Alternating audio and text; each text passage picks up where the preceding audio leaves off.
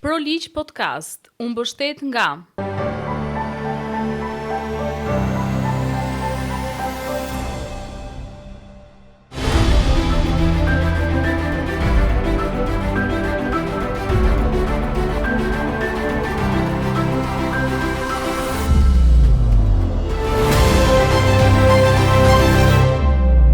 Rikthehemi në episodin e radhës të ProLiq Podcast. Flasim sot për reformën në drejtësi. Çfarë prodhoi realisht ajo? Si gjendet sot sistemi gjyqësor në Shqipëri? Çfarë pritet të ndodhi e të tjera? Jam e nderuar të kem sot avokatin Ylli Manjani. Kënaqësi. Faleminderit, mirë se erdhe. Mirë. Nga lindja dhe në vijim, çfarë nuk u arrit të parashikohej për rezultatet e reformës në drejtësi? Të parashikohej, shumë kush ndoshta s'ka parashikuar shumë gjë. Ka qenë një numër i vogël i njerëzish. Ndoshta unë e besoja Dramën fjala vjen kur thotë që e kam ditur çfarë do ndodh. E besoj, po, e Drama futet ka të njerëz që po e ka ditur çfarë do ndodh. Unë personalisht nuk e kam ditë që do ndodhi kaq rënd, po e kam menduar që do ishte diçka tjetër. Madje më veten time aso kohë që ta kem përmendur dhe në publik fjalën monster. Ne kemi bërë një reformë të thellë, monstruoze në pikpamje të burimeve njerëzore, pra personeli. Ne nuk kemi bërë një reformë që të përmirësojmë procesin. Pra ishte halli që na vonoheshin gjyqet, edhe e zgjidhëm të gjë. Përkundrazi, këtë nuk e zgjidhëm, shkoi më keq. Na vonohen edhe më shumë se sa vonesa. Por ajo që kemi bërë është po, kemi ndërhyrë thellë dhe shumë thellë në burimet njerëzore të sistemit të drejtësisë. Nëpërmjet një procesi monstruoz që u quajt vetting. Pra kontrolli figurës, një ligj futja kot, po që një emër me shumë fjalë brenda. Ku titujt e ligjeve kanë shumë fjalë, do të thotë që ligji është i keq. Por ajo që njihet është procesi i vettingut. Pra ka qenë një procedurë ndërhyrje në burimet njerëzore. Ideja ishte të heqim njerëz, të heqim ca njerëz nga sistemi. Në fakt, procesi rezultoi që hoqëm më shumë se sa ç'duhet dhe kemi heq edhe ata që s'duhet hiqshim. Në këtë kuptim, ai proces ka prodhuar vendime defektoze. Jo vetëm për personat që janë larguar në mënyrë të pamerituar, e pa drejt ndoshta është fjalë e madhe, por të paktën të pamerituar, por kanë krijuar një sistem të ri me post-traumatic syndrome, me PTSD, e thënë ndryshe. Pse? Sepse në qoftë se ti ju përmend gjyqtarëve të sotëm dhe prokurorëve të sotëm fjalën vetting, që janë në sistem, ta keni qartë që është një fjalë traumatike. Është vërtet një fjalë traumatike. Dhe kjo ndikon patjetër në punën e tyre. Patjetër që ndikon në punën e tyre. Pra në kuptimin që edhe sistemin e ri që kemi ndërtuar, ose prokurorët që kanë mbetë në sistem, apo gjyqtarët që kanë ngel në sistem, kanë dalë nga kjo gjë me traumë shumë të madhe. Kjo i ka bërë ose vulnerabël, ose të kapshëm, ose të frikacak. Dhe praktikisht kjo lloj perceptimi apo kjo lloj traume ngritur në nivel filozofik, si do ndikojë në afatgjat tek drejtësia? Është realitet, s'është filozofi hiç, është realitet. Është realitet. Domethënë, fakti që ti sot nuk gjen gjyqtar kurajos që të dominojnë sallën e gjyqit në mënyrë të paanshme, është traumë, pjesë e traumës është kjo. Patjetër që po. Po që ti vë ka pak pyetjes tuaj është që po kemi bërë një reformë të thellë personeli, por reforma ka sjell si pasojë një përkeqësim të proceseve gjyqësore. Përkeqësim. Kjo ka qenë mungesa e kontrollit real që ne kemi pasur mbi mënyrën se si u ndërtua. Kam përshtypjen që nuk u mendu gjatë për këtë pjesë. Nuk e mendoi kush, as ndoshta edhe nuk i interesonte në atë kohë, që si të ndihmojmë Hallexhiun që të marrë punë shpejt në gjykat. Këtë se ka menduar njëri, përkundrazi u la në rënje të lirë dhe duke paksuar burimet njerëzore për shkak të vettingut, sigurisht u rrit ngarkesa, duke u rrit ngarkesa shtohet koha e gjykimit dhe ja ku jemi. Po mungesa e eksperiencës proceduriale të gjyqtarëve dhe prokurorëve të rinj të sistemit, a është faktor që nxit këtë vonesën edhe krijimin e stokut të dosjeve në gjykatë? Numri i gjyqtarëve të rinj është ende i ulët dhe nuk është ky problemi themelor. Problemi është që është ngarkesa në punë. Ngarkesa në punë është arsyeja themelore. Domethënë, pastaj kur vjen puna tek procedura, ne kemi një smundje kombëtare, mendoj unë, smundje juridike, që procedurën e kemi gjithmonë objekt debati. Në mendjen time gjithmonë ka qenë ideja që kur do vi dita që të bëjmë një procedurë, një ligj procedural, që të jetë i thjeshtë, që të jetë një protokoll sjellje. Le të jetë i shkruar gjatë, s'ka problem, por më të jetë i shkruar thjesht. Dhe të mos ketë nevojë për interpretime. Pra, duke filluar që nga elementet e si kontrollohet një banesë, si kontrollohet një person, si fillohet një çështje penale, në kuptimin një gjuhë manuale, udhëzues. Kjo është procedura që të shmangë interpretime, që të shmangë interpretime, pra që ta di edhe një jo jurist, edhe një jo qytetar, çfarë drejtë ka, si duhet sillen në këtë rast. Pra si do i sillesh ti nëse një polic apo një civil që thotë jam polic apo jam hetus, të zën rrugë, të hapë edhe xhaketën, kështu thotë që jam i BKH-s ose jam i kësaj. Edhe ti, ç'është kjo? Po edhe çfarë do telefonin, po pse e do telefonin? Pra qytetari duhet ta ketë këtë vetëdije legale që po ti bëj edhe kundërpyetjen, kush je ti zotëri? Apo zonjë, pse do telefonin tim? Jo, po të bëj kontroll personal. E dini që ka një kushtetut që thotë se si bëhet kontrolli personal? Vetëm me vendim gjykata në raste ekstreme, trupi dhe krevati janë privatësia e njeriut, ma janë të shenjta. Se po t'ishte kështu për çaj dum shtëpi, na të flem rrugë, bëjmë ato që i bëjmë shtëpi, bëjmë në rrugë dhe s'kemi as sekret, edhe transparent fare, e kupton? Transparencia e madhe, po që dua të them që janë disa gjëra të shenjta, të cilat ngrihen, është një gjë të shkruhet në kushtetut, po është një gjë krejt tjetër të detajohet me ligje protokollare, me gjuhë protokollare shumë të thjeshtë, hapi 1, hapi 2, hapi 3, hapi 4, hapi 5. Nuk shkon dot te hapi 5, po skalove te 4. Ç'a ndon nëse mungon treshi? Kjo lloj procedure, kjo mënyrë të shkruarit të procedurës, ne na ka munguar për hir të vërtetës. E kemi smundje këtë ne. Dhe kjo e ka bërë ligjin procedural, e ka bërë domen të avokatëve, të juristëve, të gjyqtarëve dhe prokurorëve. Dhe avokatët e prokurorët e gjyqtarët kanë mendime të ndryshme, edhe pastaj ti shikon që gjithë proceset gjyqësore vonohen dhe të zgjatën vetëm për interpretime procedurale. E kam unë këtë të drejtë apo se kam unë këtë të drejtë? Fjala vjen kujtun të merr pronën në hetimi penal, spaku e ka qejf ta bëj këtë gjë, e bën rregullisht. Pronën në një personi të tretë, me pretendimin që ai që ta ka shit është kriminal.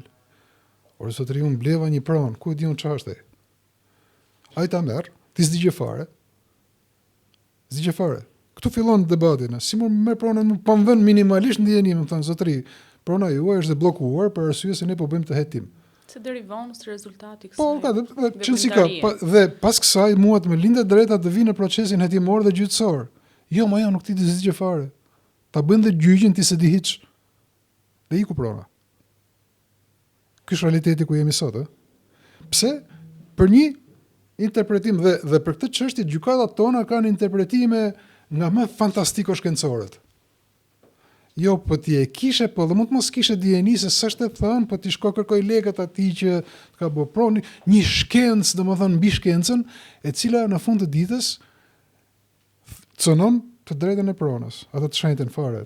Më thonë që është e shenjta e prona, shumë e shenjta, po ndërkohë iku. Dhe për mentalitetin shqiptar për më tepër, për krahas është e drejtë kushtetuese, është dhe shumë e rëndësishme. Konfliktet më mëdha dhe pasojat më mëdha vijnë nga. Pa diskutim që po duhet të thënë për ta marrë si shembull për të kuptuar që shive çfarë bëjmë duke harxuar debate kohë gjyqësore dhe hetimore me procedura dhe ndërkohë ti s'merresh asgjë për thelbin e të drejtës tënde. Pra, një nga dështimet më të mëdha që kemi ne, jo vetëm kjo reformë, por besojon në mënyrën e të menduarit dhe në mënyrën se si e konceptojmë ne drejtsinë janë procedurat e të gabuara. Të themi të shkruara keq, me gropa, me xhepa, që lejojnë abuzime, interpretime dhe shtigje për vendime jo të drejta. Tani, nga situata e krijuar, a ekziston realisht vullneti të gjitha palëve që janë aktor në këtë proces për t'i shkruar mirë këto, për t'i normuar mirë, për t'u kuptuar nga shumica e njerëzve që janë pjesë apo shpeshherë janë viktima të këtij sistemi? Nuk është testuar ndonjëherë ky vullnet, sepse shkruesit e ligjeve, juristët në Shqipëri janë të smur. I gjithë mendimi juridik në Shqipëri është i smur. Ne kemi sëmundje këtë.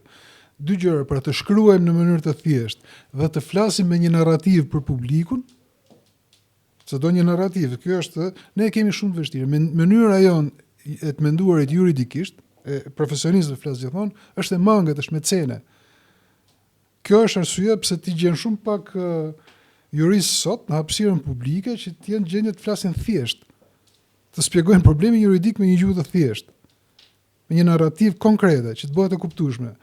Dhe gjitha njerëzit që merren me drejtësi, kur i shef në media thonë, avokati thotë klienti i mbrojtur prej meje, thotë sa fjalë të drunjta, ç'a them domethënë, që ti të lush mendsh.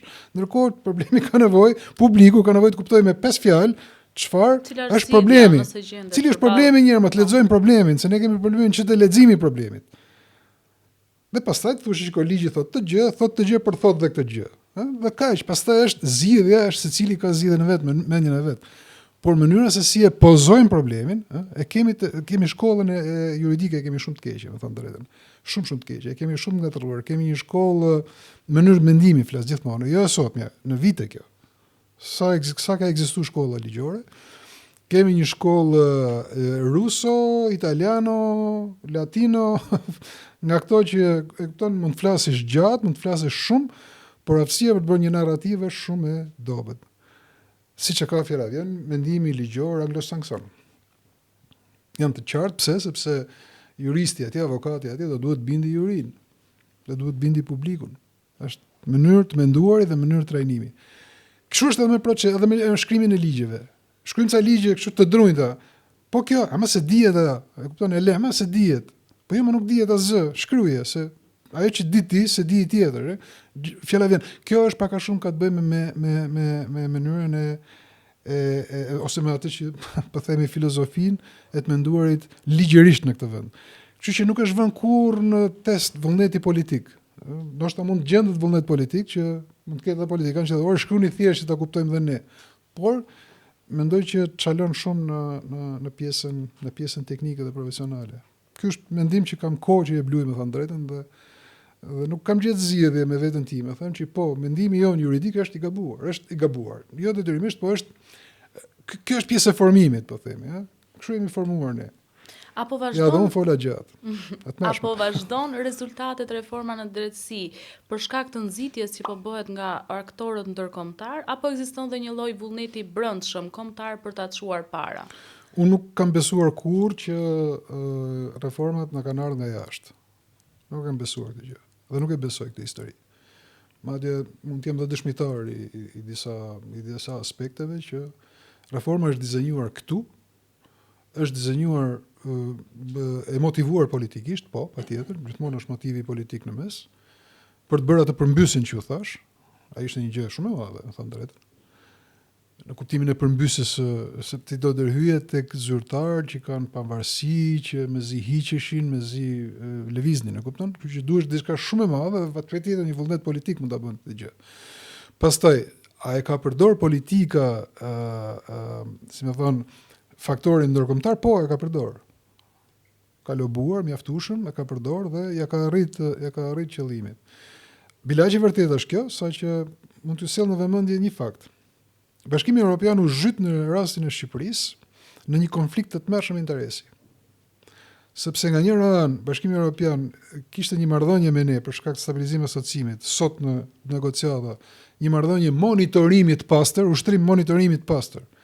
Dhe monitoruesi duhet të jetë i ftohtë, mos jetë biased, mos ketë detyrime ndaj të monitoruarit, e kupton? Dhe rritë shef ka të e plotësove kriterin, mirë se plotësove, vizë, e plotësove, dakord, ky është monitoruesi. Këtë rol në rastin e Shqipërisë në drejtësi Bashkimi Evropian e humbi. Pse? Sepse pranoi që të ishte stakeholder, të ishte pronari i reformës në drejtësi, në thojza. Bashkimi Evropian u vetë ofrua, a u lobua apo se unë besoj që është lobuar, për të përdorur për një ide të brendshme në Shqipëri, që të dilte sikur po bën reforme në drejtësi në Shqipëri. Dhe ashtu doli. Dhe sot e kësaj dite, zyrtarisht po ta pyesësh Komisionin Evropian, thotë po, ne kemi bërë reformën e drejtësisë në Shqipëri. Okej, dakord e ke bërë. Po kush e monitoron ti që e bëre? Monitoron vetëm. Dhe kjo është konflikt i pastër interesi. I pastër fare. Do thosh ti po a kemi ne të drejtë të gjykojmë bashkimin? Unë nuk e gjykoj bashkimin evropian, por kriteret janë këto apo jo? Principet janë njësoj. Kështu që në këtë pikë them që interesi jon për të bërë diçka të madhe dhe për të shitur si diçka e madhe nëpërmjet hujve ka qenë i nisur prej këtu. Nuk besoj që ka ardhur reforma, nuk kam besu kurrë të gjë, që reforma erdhi nga Brukseli, erdhi nga Roma apo qoftë dhe Washingtoni, që është vite dritë e larg me këto tema. Sigurisht politika amerikane e kohës ka patur një devizë që në vendet e lindjes të kontrollohej betejë me korrupsionin, sepse ishte konferenca Münich 2011-s apo 2012-s, që politika amerikane e kohës kërkonte që vendet e lindjes të zhvillonin një betejë ndaj korrupsionit me idenë e sigurisë, e brezit sigurisë antirus. Po kjo ishte shumë politike, shumë gjë e madhe dhe nuk kishte në një indikim. A kanë ofruar asistencë? Po, kanë ofruar asistencë. Po të kërkuar nga ne ama. Jo të ofruar nga ata dhe me detyrim që bëjnë kështu si u themi ne dhe kjo nuk ka ndodhur ndonjëherë. Reformën e kemi bërë vetë, e kemi shitur po vetë, e kemi marketuar me ata dhe duhet i pim lëngun që kemi bërë. Duhet ja pim këtë lëng, patjetër që po. Tjetër gjë pastaj që si shitet që janë të hujt që po bëjnë namin e kënaqëni. A kanë interes agjencitë të ligjzbatimit të huaj në raport me drejtësinë në Shqipëri? Po, kanë interes, veçanërisht në pjesën e luftës kundër krimit. Kam parasysh trafiku i drogës është më i ndjeshmi.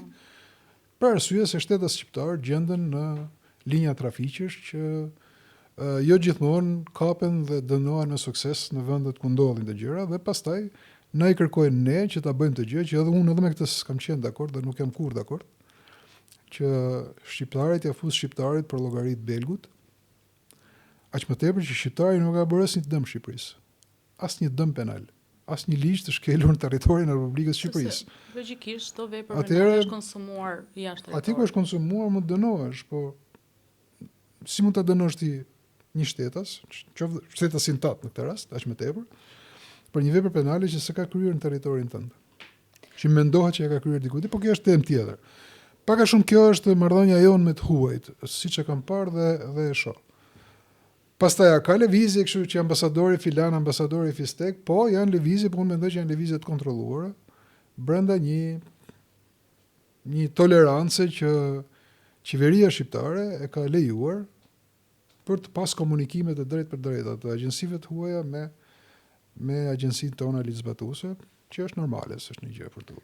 Dhe përsa i takon artës së re gjyqësore, a perceptoni që kjo artë e re gjyqësore do të lindi shumë shpejt nevoja për ta rishikuar, sepse fakti tregoi që u krijua një stok i madh i dosjeve dhe shumë qytetarë janë larguar nga drejtësia dhe drejtësia e vonuar është. Po, aksesin e ndeshkon. Fjala vjen një qytetar të përmjetit që duhet dalin Gjirokastër e ndeshkon patjetër, sepse i rrit distancën me vendin e gjyqit, me datën e gjyqit, aq më tepër që marrja një datë e gjyqit sot është, si më thon, është bërë praktikisht nder i madh. Është siç ka qenë dikur jeni triu, nuk e mani mend.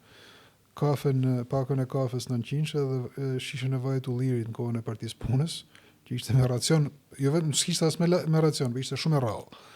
Kështu është edhe data e gjyqit sot. Në kuptimin e aksesit po, e rëndon qytetarin, e vërtetë është, por në kuptimin e kostove, patjetër që janë të gjitha kostot që rëndojnë mbi qytetarin. Imagjinoni që në qofse po dhe në shërbimin e avokatisë, ti do marrësh një avokat në përmet, po në fakt ai do shkojnë në Gjirokastër, ka kosto shtesë. Pra kostot janë prezente. Por unë shoh një gjë tjetër te kjo harta. Shoh që harta është ndërtuar mbi një koncept të mbyllur të gjykatës. Çka ka ndodhur? Sot kemi një numër të caktuar çështjesh që duke filluar nga gjykata e apelit e lartë, bëhen pa praninë e palëve në sallë. Ata që quhen gjyqje pa praninë e palëve me dokumenta. Jo më dhomë këshillimi, po gjyqje me dokumenta. Po i përjashtoj edhe masat e sigurisë, ata tash pra fare ata i bën edhe gjykata e shkallës parë.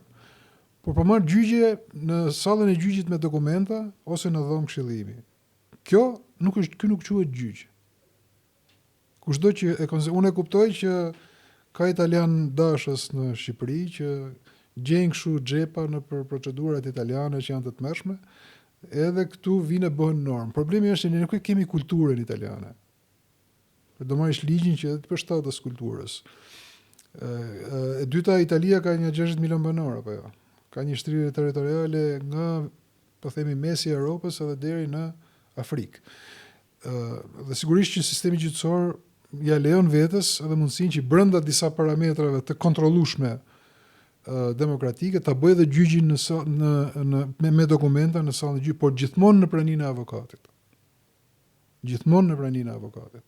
Kurse tek ne bëhet msill dokumentat thotë ai edhe e bëjon gjyqin. Po si e bën gjyqin ti pa më dëgjuar? Po ç'është drejta për të dëgjuar është kushtetuese më. E drejta për të më dëgjuar nuk mund të zëvendësohet me detyrimin për të shkruar. Sepse shkrimi është i ngrirë, s'ka emocion. Domethënë edhe të lexosh dhe kadaren ndjes pas, prap do të lexosh 2 herë, sa thotë si e ka pas ndjesinë, jo më të lexosh mua që jam hallexhi. Jo më duhet të më dëgjosh në sallën e gjyqit, duhet më jepet mundësia të dëgjohem në sallën e gjyqit. Kjo është një pikpyetje shumë e madhe. Dhe në qoftë se gjyqet bëhen me dokumenta, atëherë po mund bëhen edhe gjithë në Tiranë, ç'e them, pse ti në përrrethe. Nuk kupton, kjo është mendësia. Pra, më shumë se sa harta gjyqësore, ne duhet të ridizenjojmë edhe një herë sallën e gjyqit. Kjo është thelbi i gjës. Qofse ndonjëherë do ketë ndonjë reformë reale, reforma fillon në sallën e gjyqit. Si t'ja bëjmë sallën e gjyqit më të hapur, më transparente në kuptimin e hapjes, më praktike, më eficiente dhe më të aksesueshme nga njerëzit. Ky është thelbi. Pas zgjidhur këtë, është vështirë të shkojmë te harta gjyqësore. Harta gjyqësore, kështu siç është, po, ka kosto për hallexhiun. Kjo është e vërtetë, ka kosto të shtuara. Por kaq, këtu mbaron. Dhe besoj që këtu debati për kostot e hallexhiut, sa hallexhi ka sistemi, shumë pak, në raport me numrin e madh të popullsisë. Ata më janë sa njerëz aty po në madhe, fshihet kjo gjë. E kupton, për fat keq kështu është. Ndërkohë, ne nuk na intereson, po shumë më interesante të mendosh fundin. Kush është fundi? Salla e gjyqit. Hapja e sallës gjyqit do të detyrojë se s'bën një hartë tjetër gjyqësore, më të përshtatshme, më të aksesueshme dhe më me pak kosto. Kjo është ajo që unë kështu e kam parë dhe kështu vazhdoj ta shoh, me thënë drejtën. Gjyqet e mbyllura janë thelbi të keqes. Në gjyqet e mbyllura triumfon i forti. Kush ka forcë mbi gjykatësin, ai e merr drejtën. Shumë e thjeshtë. Në gjyqin e hapur vëlla, duhet dalin përballë meje ai që më akuzon dhe të jetë po përballë publikut, kamerës, ai që vendos. Kjo është ndershme. Ylli, nëse kemi një perceptim mbi të drejtën, a është sot ajo më e ngadaltë dhe në krye të 5 viteve, çfarë parashikon të ndodhi? Nuk është vetëm e ngadaltë. Ne kemi bërë hapa mbrapa në koncepte themelore, në principe themelore të së drejtës, në kuptimin e s'pare njëherë, siguria ligjore të drejtës ka rënë. Çfarë do të thotë siguria ligjore? Një të drejtë që e kam fituar me ligj, nuk mund të më marrë më as ligji. Mund të më marrë gjykata me një proces të rregullt, të hapur dhe transparent. Nëse unë kam bërë një krim, ose nëse shteti ka një interes shumë të madh publik për ta zënë pronën time. Këto janë kriteret klasike. Tani kjo është normali e drejta. Tani shihni sa nga kjo normali zbatohet në terren. E ke fituar të drejtën me ligj, ke marrë certifikatën e pronësisë, krejt përpritur certifikata jote e pronësisë mund të mos vlej fare. Ke fituar të drejtën për pushimin javor, ta bëjmë pak më sindikaliste, del një ligj tjetër që thotë jo, këtë pushimin e ke marrë çik shumë, do marrësh çik më pak. Nuk më ndodh. Çfarë e thjesht, nuk mund ndodh, sepse është siguri juridike. Unë kështu e kam ndërtuar jetën, kam ndërtuar pritshmëritë e jetës time mbi këtë siguri legale. Në një sistem demokratik kjo nuk mund ndodh. Mund ndodh vetëm nëse unë jam shpallën fajtor, kam kryer një krim, apo thash, ajo që i duhet, pra e drejta ime i duhet të publikës dhe unë duhet dëm shpërblehem me vlerën e plotë të tregut. Këto gjëra po ndodhin gjithnjë e më pak. Kështu që këtu nuk është më fjala drejtësie e shpejt, por këtu është fjala ka drejtësi. Kemi ardhur në këtë, kemi rrëshqit në këto hone tashmë. Ose çfarë them unë, kemi pas të shenjtë idenë që gazetari duhet ta mbrojë burimin. Nuk e kemi shpik ne këtë. Është një hapësirë në Këshillit të Evropës, kjo është ligj. Tani çfarë të them, Spaku ka shku për të gjetë të vërtetën mbi një database të patronazhistëve, shkon dhe sekuestron serverin e lapsi.al. Dhe e mori shpullën turive nga Strasburgu, se këtu s'pati këll që njëri ta ndalojë abuzimin e Spakut. Dakor? Tani nëse nuk do kishte pas sukses në Strasburg, atë serverin do e kishin harruar të sekuestruar diku. Tani, çfarë ta quajmë të drejtësi? Sigurisht që nuk është drejtësi. E njëjta gjë me banesën e gazetarit Elton Qyno. Nuk kam ne respekt, po çfarë si ka, është gazetar, kryen detyrën e vet ashtu si e di ai. Po në banesën e gazetarit nuk ka punë hetimi. Çfarë punë ka? Për t'i marrë të dhëna që elektronike të shkrimeve që i ka publike. Domethënë duhet të them që këto gjëra po ndodhin dhe nuk janë të mira, nuk janë të drejta. Çfarë do ndodhi në harkun e 5 vjetëve, unë kam menduar dhe mendoj që pas 10 vjetëve reform është e sugjerueshme në të gjitha standardet klasike të Këshillit të Evropës, të Bashkimit Evropian, të NATO-s, të kujtdoni ju në demokraci. Çdo reform rivlerësohet pas një farkore. Shifen efektet, shifen keq funksionimet, bim dakord çka ka ecë mirë, çka s'ka ecë mirë dhe korrigjohen, rregullohen. Ecet përpara. Kjo gjë nuk po ndodh në Shqipëri. Sot pas 10 vjetëve ndërhyrje të hatashme kushtetuese. Hatashme ishin ata.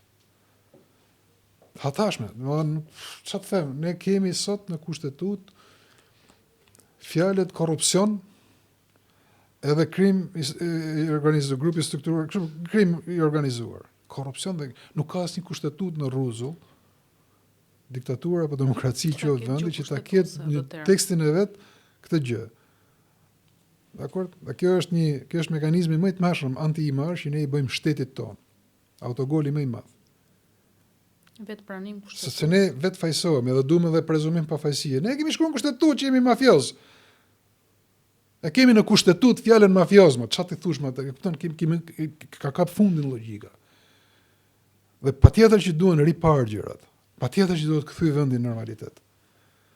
Dhe nuk ka normalitet as në politik, as në shoqëri nëse ligjet janë anormale. Nuk ka për të pas kurrë. Dhe kjo është thelbi i gjës. Sepse nga një anë parimisht themi që kemi prezumimin e pafajësisë, nga ana tjetër ne shpallim veten fajtor, të korruptuar dhe krimi i organizuar.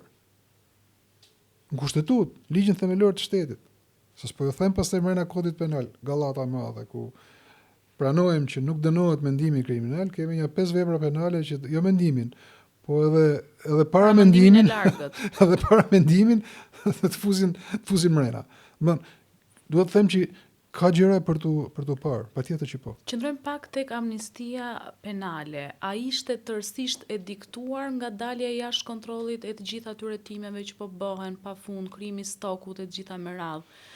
Jo, amnistia penale, kështu si ka propozuar qeveria, është rutinë. Është rutinë. Nuk është një gjë, nuk sjell asgjë të re. Dhe për mua nuk edhe po të mos ishte bërë, nuk do ishte në kushtet se çfarë. Se ja do lirosh një 400 veta sa thonë nga burgu, 400 vetë me një llogari shumë të thjeshtë për 4 javë, policia e shtetit i mbush prap me arrestime të reja. Pra nuk fitove gjë. Këto janë hajdut xhepash, hajdut bicikletash, këto janë pak, ose ata që kanë ngel nga 2 vjet, nga ato që s'do dalin tani, do dalin ose 2 vjeç. Pra nuk i sjell ndonjë gjë të madhe shoqërisë. Amnistia është një mekanizëm që neve politikisht për shkak komplekseve ose të autokomplekseve idiote që ka mjedisi politik, nuk e përdorim ashtu siç duhet.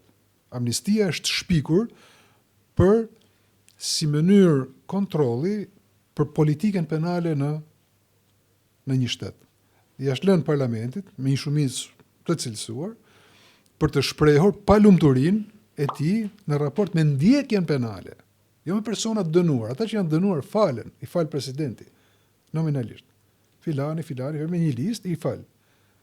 Ata s'ke çaj amniston. Amnisti, konceptin bazë ka për ndjekjen penale. Këtë gjë në Amerikë bën presidenti, për shembull, ose pyet kongresin fare. E bën ai për qet vet. Ai që ishte e bëri për djalin e vet fjala vjen. Ky që erdhi e bëri për ata të janarit që dogjin Kapitolin. E bën, sjapin llogariç. Parlamenti jonë tani ka 1001 komplekse. E para e shtrin pak, shumë pak, në raport atë amnistin tek ndjekja penale dhe fokusohet tek numri të dënuarve. Kjo është kot, nuk të zën gjë. E dyta, vetë përjashtohet ata që janë hetime ose të gjykuar e dënuar nga SPAK-u, nga GKK-ja. Tani pyetja është pse? Pse duhet ta bëjnë të gjë?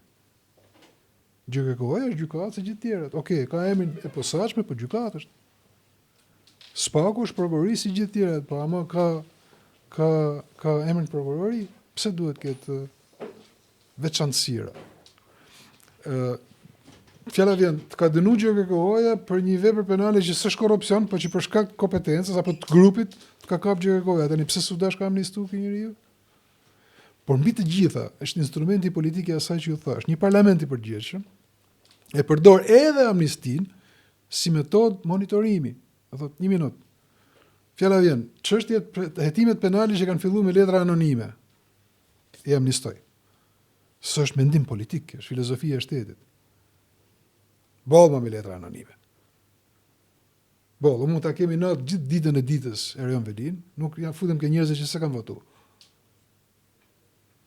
Besoj që po të bëni një Google do më gjeni edhe kritik me të. Në deklarime të her pas hershme. Por nuk e pranoj si standard hetimi fillimin e procedimit penal me nesti angone. Nuk e pranoj më burë tani. Me një letër anonime. Jo, mor duhet ta di unë kush dëshmon kundër meje. Vit ballafaqohet me mua. Ashtu mësohet e vërteta. Do të kallëzosh patjetër me je i lirë, bile e ke detyrim të kallëzosh krimet e mia. Por ama do të vish në sallën e gjyqit, ballafaqohesh me mua. Kjo është gjyqi, kjo është e drejta. Po jo një anonim, ç'është anonim? Ose ku diun kallëzues politik, partia X kallëzon subjektin e partisë Y apo qoftë dhe njerëzit e vet. LSI-ja ka bërë këtë gjë. Okej, përveç modelit politik, filozofisë politike, absurde, idiote deri në ekstrem. Po më si mund të marrësh ti dikë në ndjekje në skrutinitet penal me motiv politik? Sa motiv politik ka bëu, çka ka bëu? Nuk po them mos e më refuzoje. Por ama merrem me rezervë. Studentët e vitit 2 juridik kur ndeshen me këto leksionet e para, u thuhet që keni parasysh, kallëzuesi ka arsye subjektive, do ta zhveshësh nga subjektiviteti. Tani si e zhvesh nga subjektiviteti kallëzuesin ti kur nuk e thret fare? As prokurori që e ka lexuar kallëzimin nuk e thret kallëzuesin, ti marrë një dëshmi një herë. Hajde këtu ti zotëri, më thuj këto që i ke thonë këtu, i qëndron? Nëse duhet të nisi apo jo. Po pra që të kuptosh çka ka ndodhur me këtë. Jo, më nuk ndodh fare. Prokurori vet nuk e thret kallëzuesin. Tani unë nuk e pranoj këtë standard, më thon drejtën. Jo unë, por kështu është e drejta. Dhe në këtë kuptim them që ka gjëra shumë të tmerrshme në gjë që duhen bërë. Ylli, dua të qëndrojmë në përfundim pak tek roli kushtetues i ILD-s. Prekim pak rastin konkret të masës disiplinore që po shqyrtohet apo të hetimit disiplinor që ka nisur për rastin e gjyqtares Irena Gjoka. Çfarë mendoni që do të vi si rezultati i këtij hetimi disiplinor nga ILD-ja? Duket sikur ky është momenti që ILD-ja po luan rolin e vet kushtetues. ILD-ja ka 2 njoftime publike në 5 vitet e fundit. Njëra nga 2 njoftimet është që i ka kthy përgjigje zonja Sadriana Kalaja që po heton Irena Gjoka. Po nese, nuk kam një gjë specifike me këtë rast. Ajo që unë kam parë nga rasti i gjyqtarës Irena Gjoka, nga dokumentet e ekspozuara edhe në publik, nuk provohet, madje këtë gjë ka konfirmuar dhe prokuroria e përgjithshme, se s'do e kishin falë atë. Zyrtarisht, le ta themi. Nuk provohet që zonja Irena Gjoka të ketë dieni për një dënim që i ka ndodhur në një gjykatë e Aninës, pa qenë vetë prezent dhe pa qenë edhe dokumentat e saj prezent.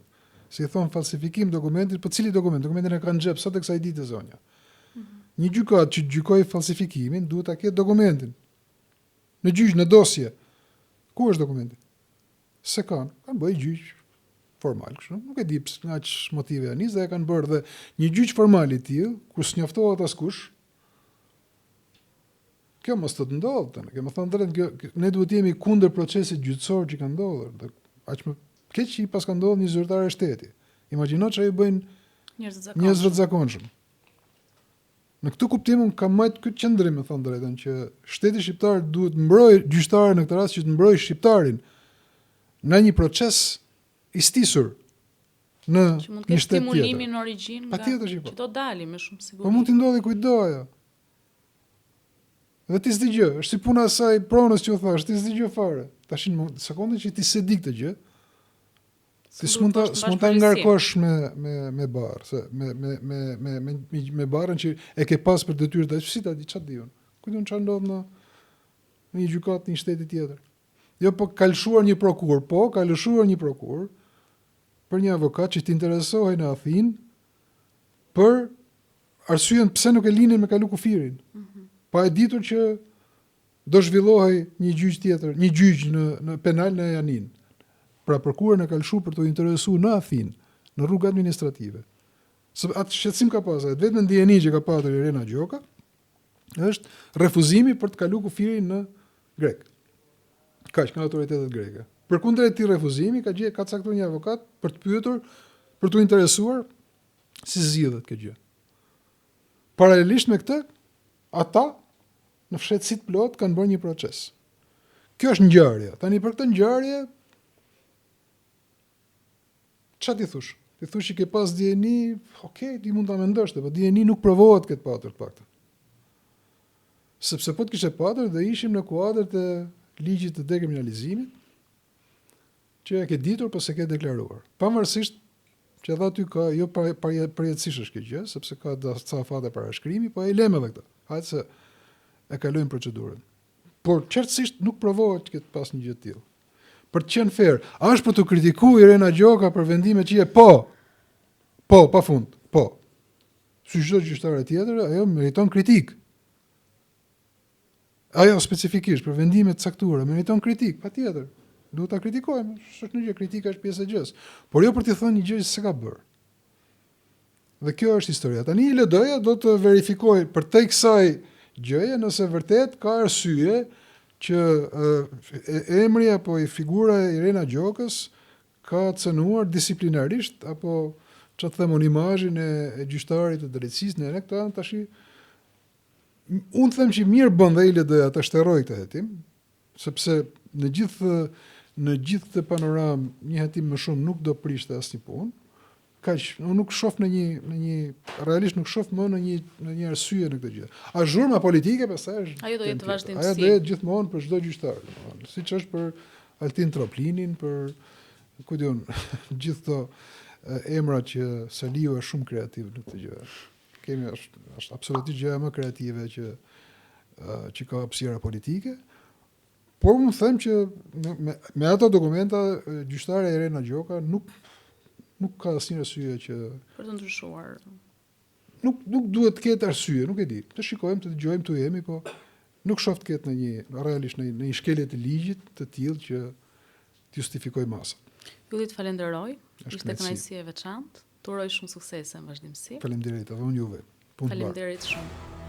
Ju falenderoj që na ndoqët në këtë episod të Pro Ligj Podcast. Ju ftoj të na ndiqni në episodet e radhës.